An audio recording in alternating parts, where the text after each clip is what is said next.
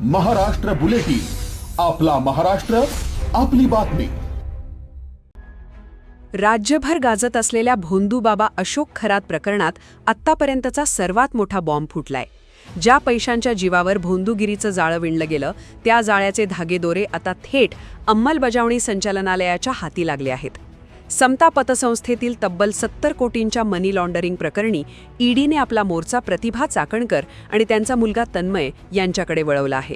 दोघांनाही ईडीने समन्स बजावून चौकशीसाठी पाचारण केलंय। ईडीच्या तपासात जे समोर आलंय ते पाहून तपास यंत्रणाही चक्रावून गेल्या आहे। समता नागरी सहकारी पतसंस्थेत तब्बल 100 पेक्षा जास्त बनावट खाती उघडण्यात आली होती। 2022 ते 2024 या काळात या खात्यांमधून 70 कोटींहून अधिक रुपयांचा काळा पैसा पांघरा करण्यात आल्याचा संशय आहे। भोंदू अशोक खरात याच्या माध्यमातून गोळा केलेला पैसा याच मार्गाने मिळवण्यात आला का, याचा ईडी आता कसून तपास करत आहे। तपासाची सुई प्रतिभा चाकणकर आणि तन्मय चाकणकर यांच्याकडे वळली आहे। त्यांच्या नावावर असलेली संशयास्पद खाती आणि त्यातील कोट्यावधींचे व्यवहार यामुळे ईडीने त्यांना घेरलं आहे। मात्र प्रतिभा चाकणकर यांनी हे सर्व आरोप फेटाळून लावत खाती बनावट असून सह्या देखील खोट्या आहेत असा पवित्रा घेतलाय।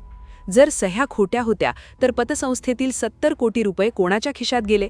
हा बनावटपणा होता की जाणीवपूर्वक केलेला घोटाळा, याचा अद्यापही उलगडा होऊ शकलेला नाही। ईडीने मायलेकांना पुढील आठवड्यात हजर राहण्याचे आदेश दिले आहेत। या चौकशीत पैसा कुठे गेला हे स्पष्ट होईल। यामागे आणखी कोणते बडे मासे आहेत याचा पर्दाफाश होईल। भोंदूगिरी आणि आर्थिक गुन्हेगारीचे संगनमत मोडीत निघेल। महाराष्ट्र बुलेटिनसाठी सयाजी पवार, नाशिक।